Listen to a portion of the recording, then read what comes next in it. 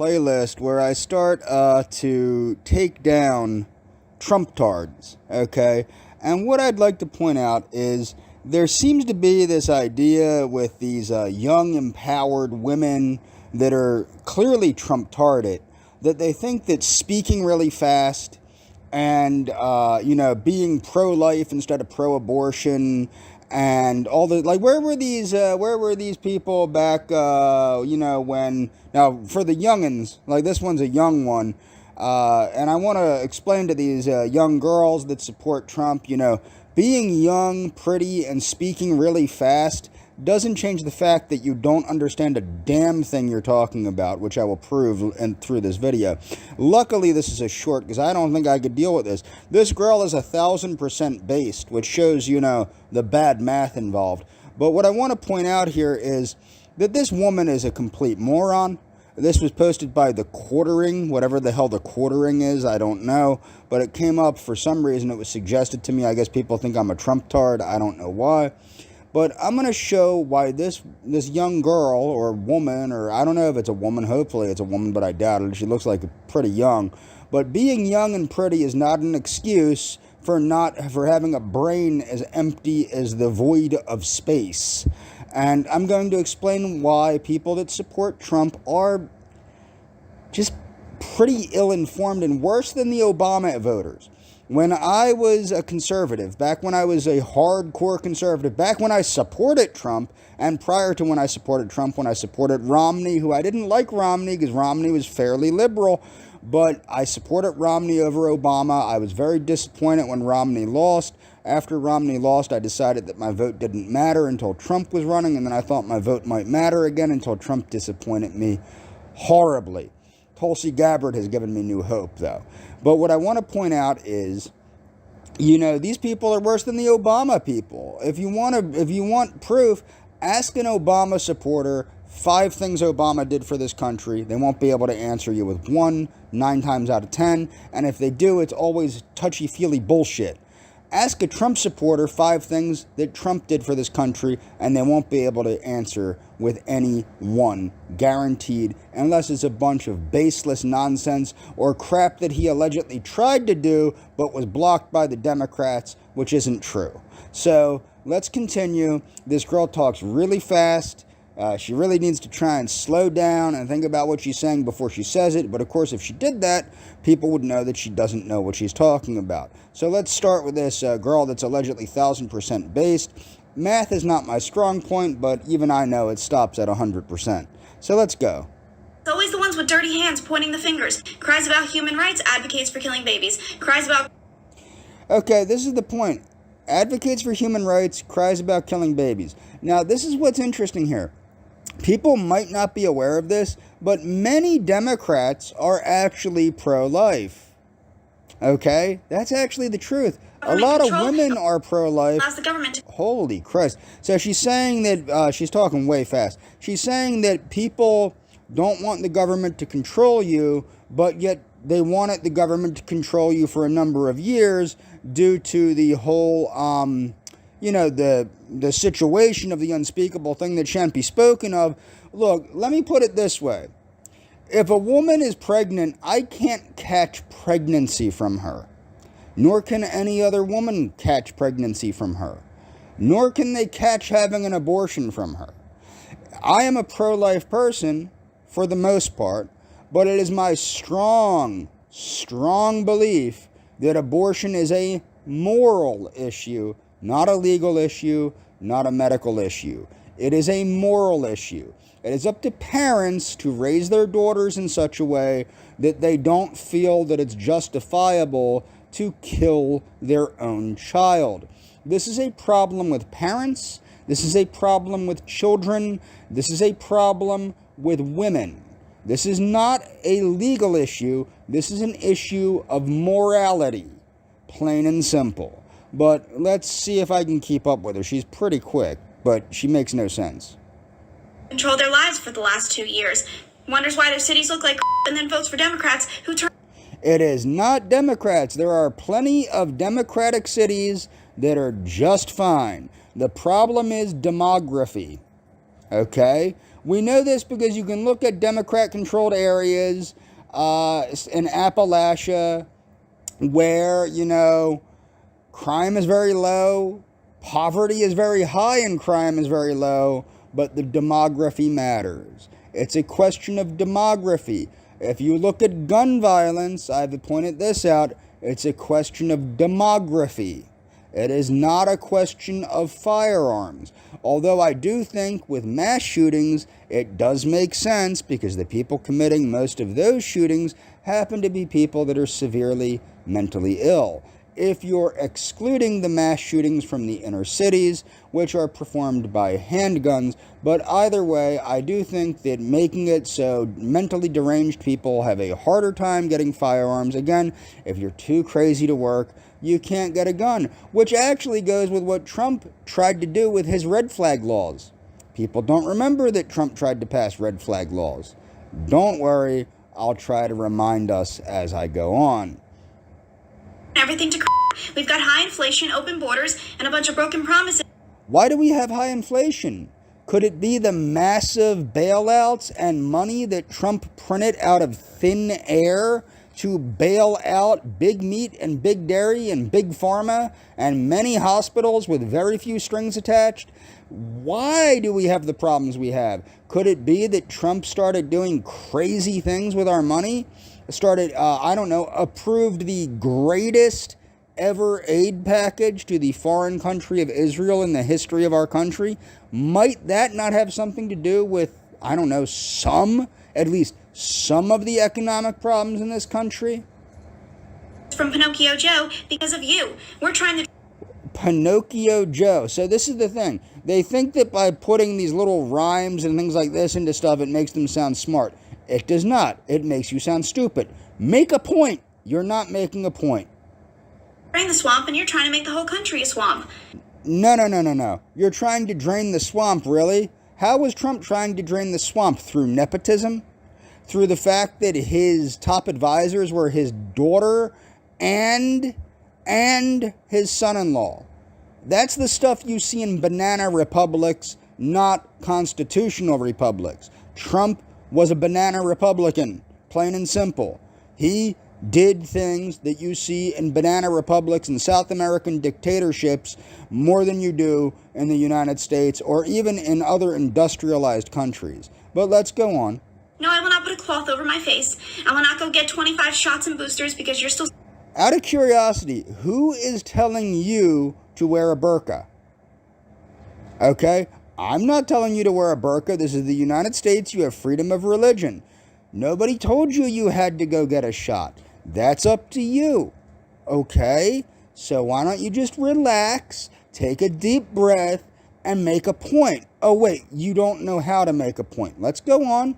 Scared to leave your house and will not be hammered down by people that think men can be women and vice versa. Don't like the word... Well, I actually agree with her on that, but the thing is that really that big of a deal in retrospect to the fact that Trump has basically caused the collapse of this entire country in one term? Coming out of my mouth? Put earplugs in. I don't know what to tell you. It's not my problem that... This is typical liberal nonsense, but yet she's 1,000% based. I'm not going to shut up. I'm not going to shut up. Put earplugs in. Shut me up. You can't shut me up. I'm an empowered woman. Me. I'm a little chihuahua. Facts make you cry because your sensitivity level is of a third grader. It's time to... She's going to make us cry, but if you look, it looks like she's about to cry as she's spitting crap out that makes no sense. Now, let's go on. Grow up and stop playing victim to the circumstances that you've created because I'm not... Wait, who created these circumstances? As I move on in this video, I will show you who created these circumstances. And it has to do with crony capitalism that was implemented by a guy that ran this country like a banana republic. Let's go on. The problem. I'm just pointing out what is. So a lot of people are very mad that the whole country was shut down. What people forget is the whole country was not shut down under Biden.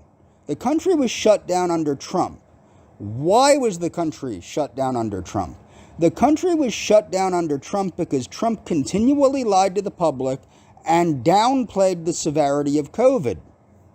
That is why the country was shut down under Trump. It was not shut down under Biden. Okay? So let's continue.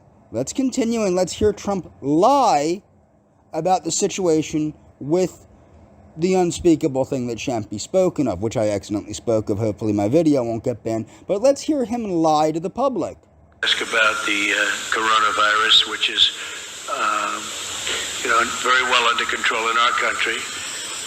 It's so under control, we were losing the amount of victims to that we lost to 9/11 every day. Mind you, this is the guy that told Jeb Bush, and I agreed with him. It's one of the reasons I voted for him. That told Jeb Bush that George W. Bush did not keep us safe because 9/11 happened under George W. Bush's watch. Well, this happened under Trump's watch. This happened also because Trump got rid of the pandemic response team that was put in place by George W. Bush and bolstered under Barack Obama. Okay? It is absolutely impossible to find that Barack Obama wasn't a better president than Donald Trump. In fact, I don't even like Barack Obama. I voted for Romney. I never voted for Obama. I sat that one out because I didn't like McCain or Obama. Okay, so the thing is, with the Obama thing, you have to hands down admit that Obama was a better president than Trump when you start looking at policies, including the fact that Obama deported foreigners instead of putting them into concentration camps where they're fed on the taxpayer's dollar. Now let's continue. We have very few people with it, and the people that have it are, in all cases, I have not heard anything other. Maybe there's something new, because for 2 days I haven't been seeing too much. Oh yes, there's very much new that he's not telling the truth about. But let's go on. Very much news, because it's been very all-encompassing. We've accomplished a lot anyway, a lot of meetings, as you know. But the people are getting better. They're all getting better. On coronavirus specifically, Mr. President, 2014, when the Ebola situation was very concerning to so many Americans, you tweeted, "Ebola patient will be brought to the U.S. in a few days. Now I know for sure that our leaders are incompetent." In all caps, you wrote, "Keep them out of here." More than 20 Americans have now been brought back to the United States with coronavirus. By your own measure, does that mean that your government has been incompetent? Are you pleased with the response? His government has never been incompetent, according to him. However, what I will show you is it's incompetency after incompetency after incompetency. And he lacks any shred of conservatism. In case you don't know, between Ebola and coronavirus, big difference. It's like day and night. And I felt that we should bring them back. They're Americans. We should bring them back. With Ebola, it's very explosive. It's very terrible. We're making tremendous strides on Ebola with the things that we're doing, as you know. Isn't some of the money are living requesting? Let me answer the question. The things that we're doing because of the funding for research that took place before him and that he tried to stop, which I will show you later. But there's a vast difference in bringing, especially in around 14, was that 14 or 12, and at that time nobody had ever even heard of Ebola or ever conceived of something where you basically, people would disintegrate. Nobody heard of Ebola? Nobody heard of Ebola in 2014. There was a whole frickin' movie made about the stuff, not to mention, like, most people have heard of Ebola. It's a very frightening disease that causes hemorrhagic issues. But let's go on and hear him act more like a jackass. And we're still working on Ebola. We're doing the vaccine, though, right? So. Yeah, we're doing a vaccine.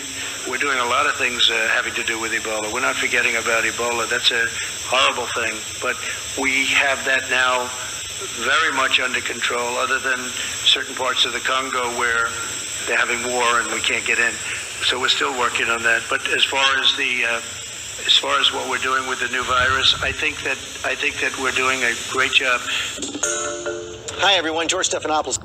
So a lot of people that refer to Trump as their God Emperor seem to forget the fact that Trump is very pro, that thing that he helped to spearhead that all of his supporters seem to be against, but for some reason he doesn't seem to be against it. Let's go on and see what he has to say. You know, we took care of a lot of people, including, I guess, on December 21st, we took care of Joe Biden because he got his shot. He got his vaccine. He forgot. It shows you how unpainful that vaccine shot is. So everybody go get your shot. It works incredibly well, 95%, maybe even more than that. It works incredibly well, and I would recommend it to a lot of people that don't want to get it, and a lot of those people voted for me, frankly. But, you know, again, we have our freedoms, and we have to live by that, and I agree with that also. But it's a great vaccine, it's a safe vaccine, and it's... He agrees with everything, as long as he's putting money in his pockets. Something that works. I recommend you take it, but I also believe in your freedoms 100%. When you have the vaccine, people that do, and it's a very small number relatively, but people that do get it get better much quicker. And it's a very important thing to know. They don't get nearly as sick, and they get better. Lindsey Graham's an example. He said, if I didn't have this vaccine, I would have died. And you know what? I believe totally in your freedoms. I do. Bree, you got to do what you have to do. But I recommend take the vaccines. I did it. It's good. Take the vaccines. But you got, no, that's okay. That's all right. You got your freedoms. But I happen to take the vaccine. The vaccines do work, and they are effective. And here's my thing. I think I saved many, I saved millions and millions of lives. He saved millions of lives, right? He saved millions of lives. Throughout the world. We could have had another Spanish flu. We could have had, in 1917, close to 100 million people died, they say. But it was really bad. And now other countries are using our vaccines, and, they're tremendously successful. A 9/11 every day on his watch. Well, you're playing right into their hands when you sort of like, oh, the vaccine. If you don't want to take it, you shouldn't be forced to take it. No mandates, but take credit because we saved tens of millions of lives. Take credit. Don't let them take that away from you. Okay, so the president made news. Do you agree with that? Right? Both the president and I are vaxxed, and did you get the booster? Yes. I got it too. Okay, so don't.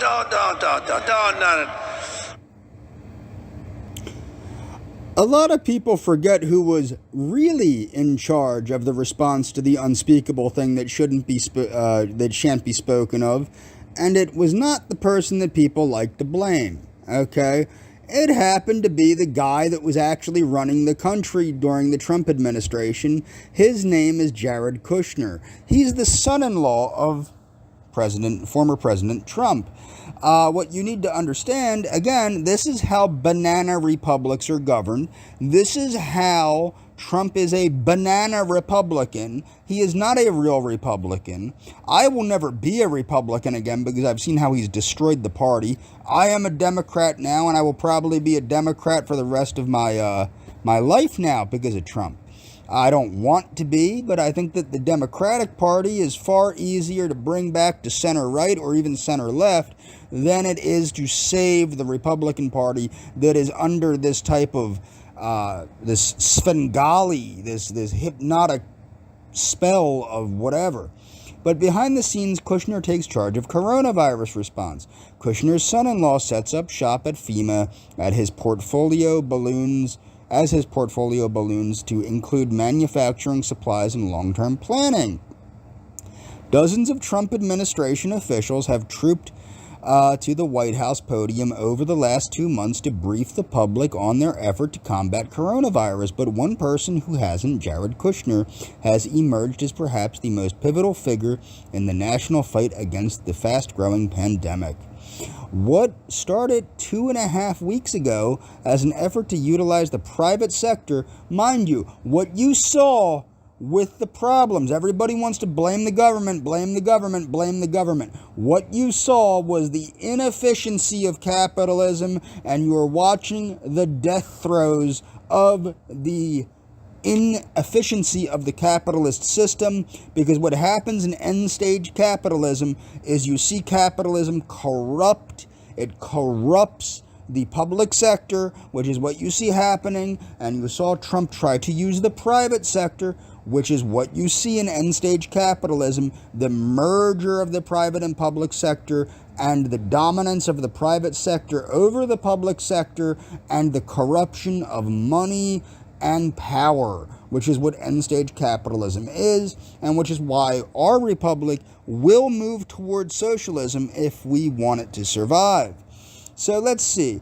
So what started as 2.5 weeks ago as an effort to utilize the private sector to fix early testing failures has become an all-encompassing portfolio for Kushner, who alongside a kitchen cabinet of outside experts, including his former roommate and suite of McKinsey consultants, has taken charge of the most important challenges facing the federal government: expanding test access, ramping up industry production of needed medical supplies, and figuring out how to get those supplies to key locations. Kushner has even obtained a new center of power at Federal Emergency Management Agency, the crisis response organization that's taken over the coronavirus strategy and planning, and where Kushner and his deputies ride herd on the health agencies that have been criticized for their slow responses to the pandemic earlier this year. Kushner's group, which some have criticized as an all-private sector operation, in contrast to Vice President Mike Pence's all-of-government task force, has had its successes, including airlifting emergency medical supplies to the United States, crowdsourcing mask and glove donations, and rapidly devising blah, blah, blah. But the behind-the-scenes working group has also duplicated existing federal teams and operations, and its focus on rapid short-term decisions has created concern among some agencies. If you call the response of the previous administration to the unspeakable thing that shan't be spoken of a success, you're an idiot, because we're still dealing with the shortcomings of the previous administration's dropping of the ball that has crippled our republic. Okay, you can't have enough good, smart people working on a problem of this scale, said Andy Slavitt, who helped lead the Obama administration's 2013 to 2014 healthcare.gov repair effort. I would like to say that you can have too many smart people working on a problem, because a lot of times smart people have pet ideas and they interfere with one another. The crisis response team built by the president's son-in-law is distinct from the White House task force led by Pence, and has adopted an all-out ad hoc attitude toward beating back the corona pandemic, heedless of normal government boundaries and to some extent conflicts of interest. That's a little crazy, said one of the outside advisors brought in. Whenever you hear somebody say something's a little bit crazy, that's never a good sign when they're one of the advisors. It's all hands on deck. It's literally who's got the technology and data, who can help us. So it's there was a thing when I was on Facebook. A lot of my friends that were gerontologists and other scientists were making fun of how pathetic the response, not just the U.S. response, but the global response was. But the Trump administration's response amongst gerontologists, because gerontology, you have to remember, applied gerontology was very important during this, because it seems to cause massive oxidative stress, massive oxidative damage, and massive senescence, premature senescence of certain systems of the body. So things like anti-senolytics, geroprotectors, things like that were really getting looked at. And a lot of my friends that are gerontologists should have been included in a lot of things that they weren't, and a lot of them kept calling this Operation Enduring Clusterfuck, because that's what it was. It was an Operation Enduring Clusterfuck, and that's coming from my friends in the scientific community that found it absolutely simultaneously terrifying and hilariously inadequate. Okay, so Kushner has relied on select officials, including his one-time former roommate. See, this is how a banana republic is run. Everybody's friends with everybody else, and everybody's related to everybody else. He was a U.S. foreign investment czar, Adam Bowler, and Brad Smith, the head of Medicare's Innovation Center, to organize and manage key projects, bypassing the bureaucratic structures and internal rivalries that slowed progress in the response early months. A group of outside experts is also pitching and daily working alongside government officials from FEMA, HHS, and USAID to solve a range of blah, blah, blah. So they're trying to take credit by basically utilizing public things such as FEMA, Health and Human Services, and USAID, but by profiting, they're trying to profit from these as well. Yet the commingling of administration aides and private sector executives has led to new quandaries, according to health officials, and even some of the outside advisors working with Kushner's projects are so decentralized that one team often has little idea what the others are doing. Operation Enduring Clusterfuck. Operation Enduring Clusterfuck. I move on. How did Jared Kushner's secret testing plan go poof into thin air? Okay, let's see here.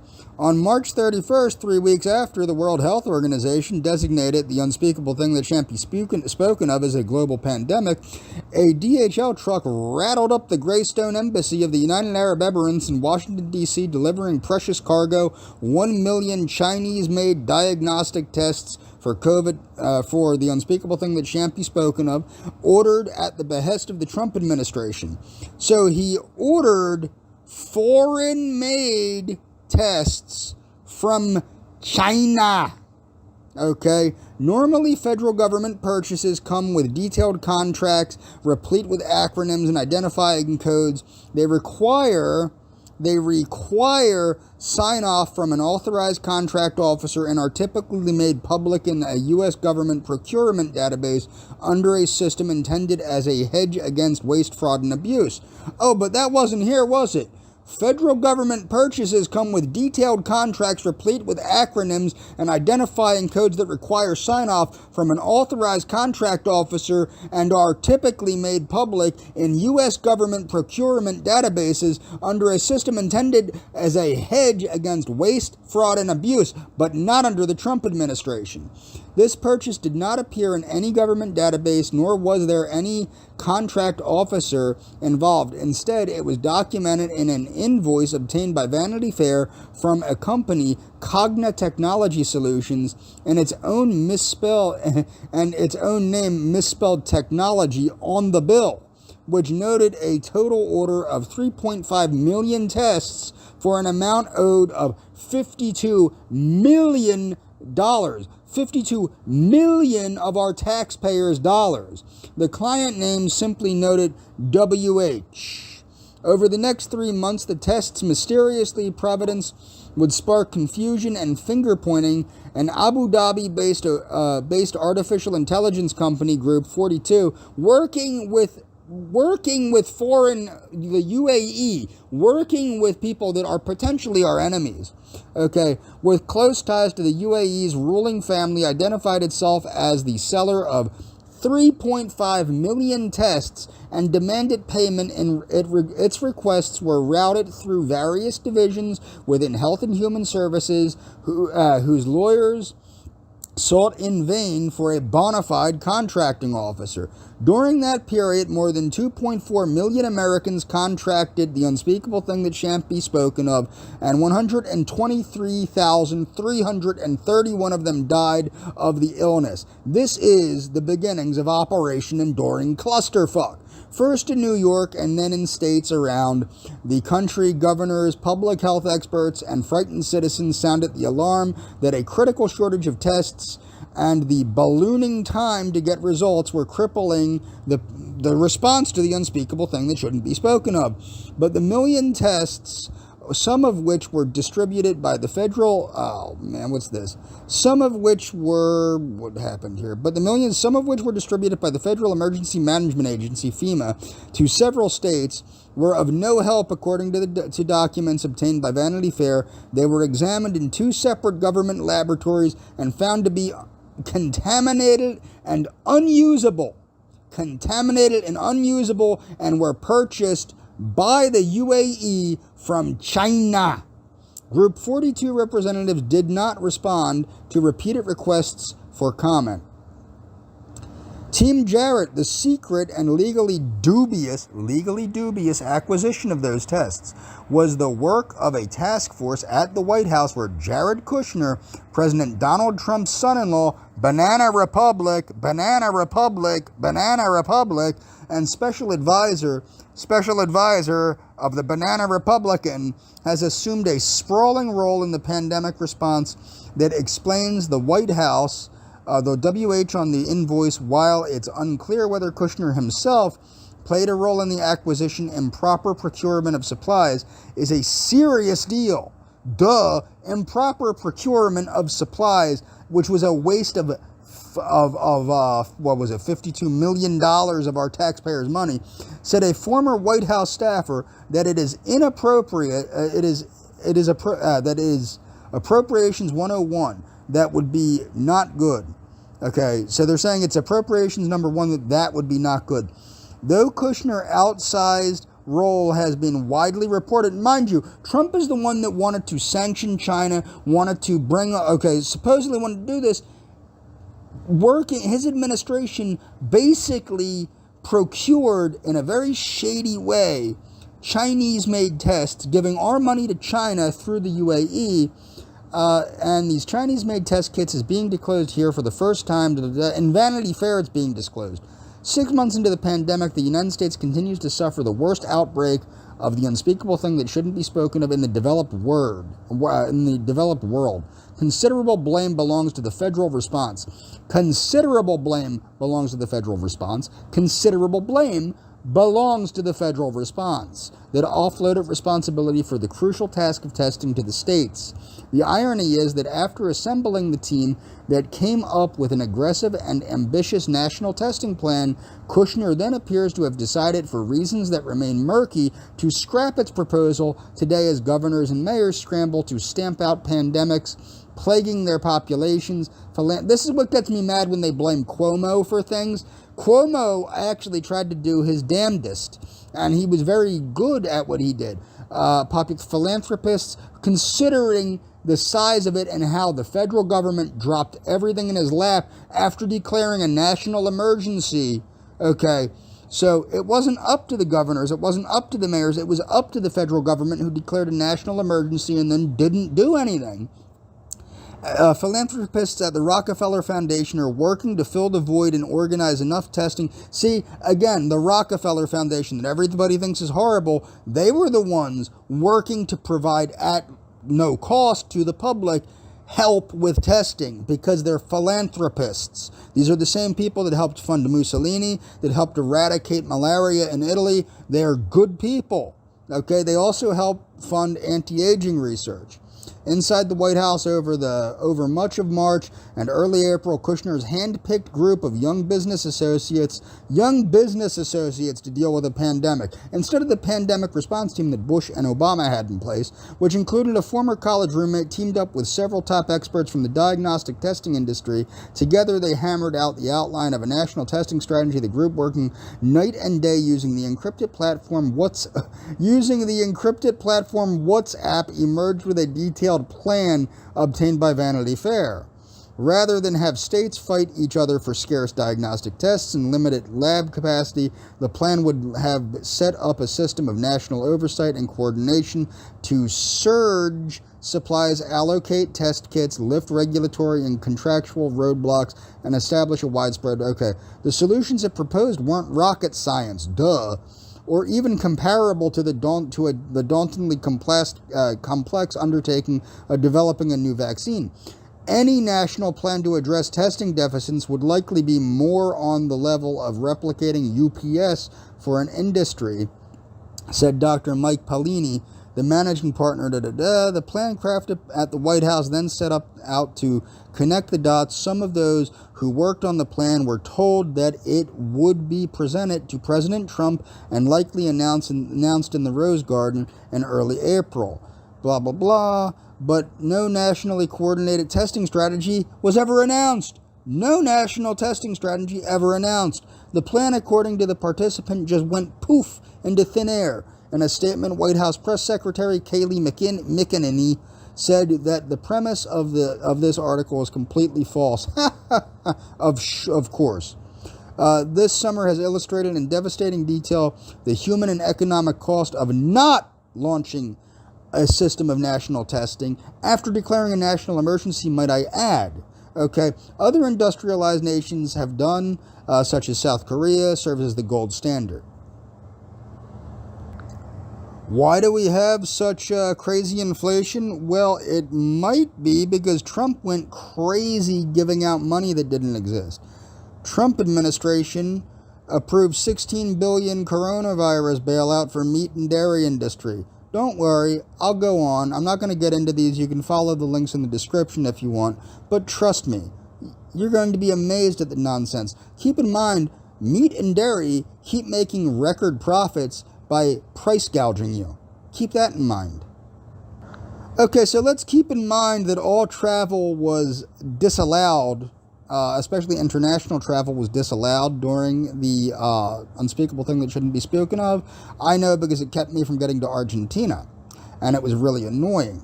But the Trump administration allowed aviation companies to take bailout funds and lay off workers, says House report. I'm not going to get into this. You can follow it yourself if you want. What I want people to understand is what you have to understand. Okay, Trump claims to be a capitalist. No. He's an end-stage capitalist. He's using money to purchase power, okay? And this resulted in mass inflation by printing money out of thin air. That's how it works, okay? So when you print money out of thin air, it leads to massive inflation.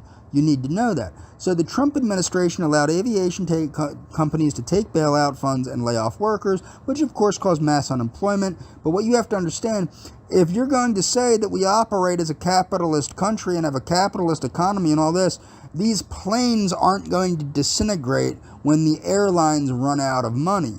What's going to happen is that somebody else will come in and purchase those planes and act, and if you're talking about market pressure, they're going to have to recoup that loss by giving cheaper flights, by providing better services. They're going to have to do something.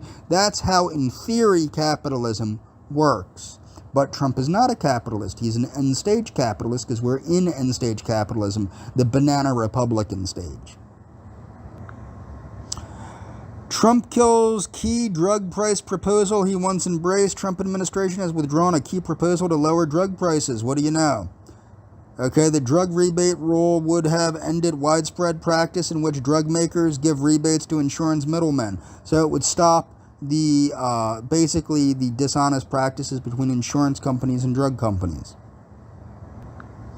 Trump's corporate bailout spurs $100 billion fossil fuel borrowing binge. Washington oil and gas companies have issued nearly $100 billion in new bonds since the Trump administration's COVID, the unspeakable thing bailout in March. A new report released, blah, blah, blah. The analysis found that at least $99.3 billion in new bonds have been issued since the Federal Reserve and the U.S. Treasury Department undertook a taxpayer-backed rescue of corporate debt.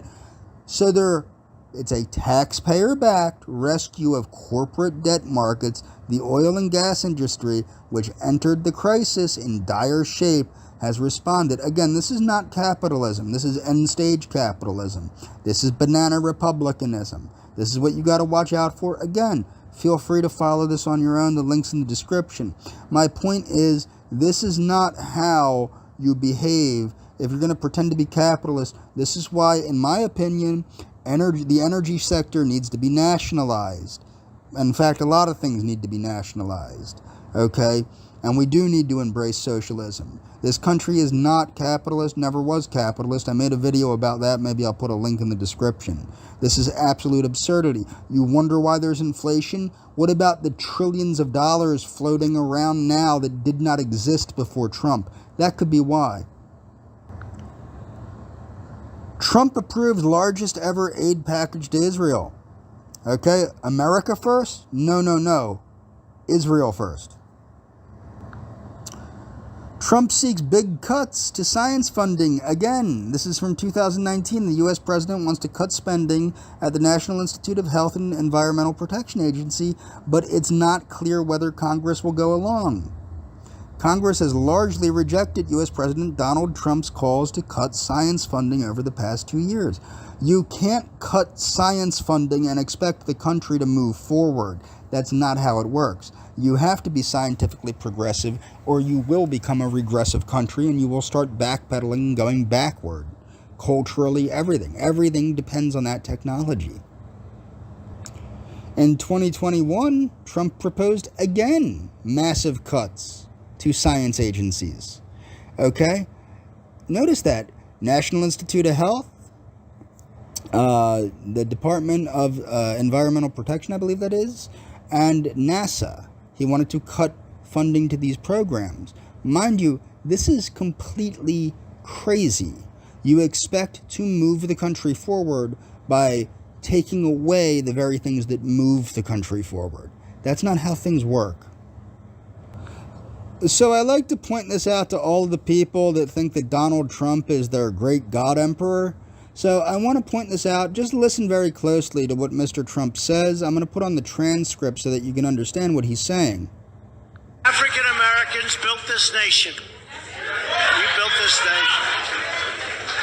You know, you're just starting to get real credit for that. Okay, I don't know if you know that. You're just starting to get, you built the nation. We all built it, but you were such a massive. Let's hear that again. African Americans built this nation. You built this nation. You know, you're just starting to get real credit for that. Okay, I don't know if you know that. You're just starting to get, you built the nation. We all built it, but you were such a massive. African Americans built this nation. You built this nation. You know, you're just starting to get real credit for that. Okay, I don't know if you know that. You're just starting to get, you built the nation. We all built it, but you were such a massive part of it. Bigger than you were given credit for. Does that make sense? Now, what I want to point out here, my family came to this country from England, from Ireland, from Holland, from Germany, okay, in the 1600s. Okay, a lot of other people's families came here. A lot of other people's families built this nation. This should be highly offensive to a lot of the people that supported Trump, that he erroneously states these things. And it was just to get votes. Now I'm going to move on because I want to show you what else would have caused even more massive inflation. So the unspeakable thing that shouldn't be spoken of caused a lot of suffering throughout the Republic, caused a lot of mass unemployment, caused a lot of people to, perish, caused a lot of people to develop permanent health issues, caused a lot of people to lose their jobs, but Trump only reaches out to one specific group at the expense of all other groups. Now, what group is that? Let's watch this and let's see what Trump says. And this also would have caused massive inflation. People don't understand that when I'm saying that Trump wanted to start massive, what are called special economic zones, like the Chinese Communist government under, I think it was Deng Xiaoping that did it. I believe it was Deng Xiaoping that started the special economic zones.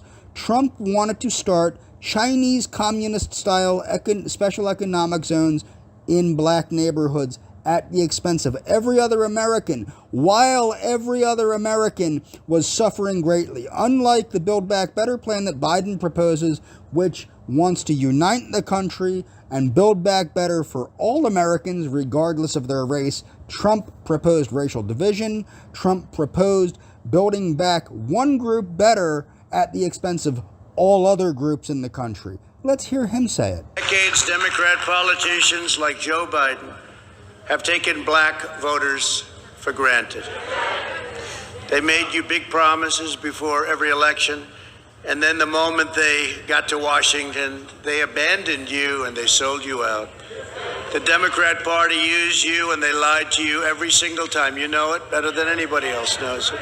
The Democrats will always take back the vote. And I'm here today to announce a brand new plan to deliver more opportunity, more security, more fairness, and more prosperity to black communities. To black communities, not to the Republic, not to everyone in the Republic, only to black communities.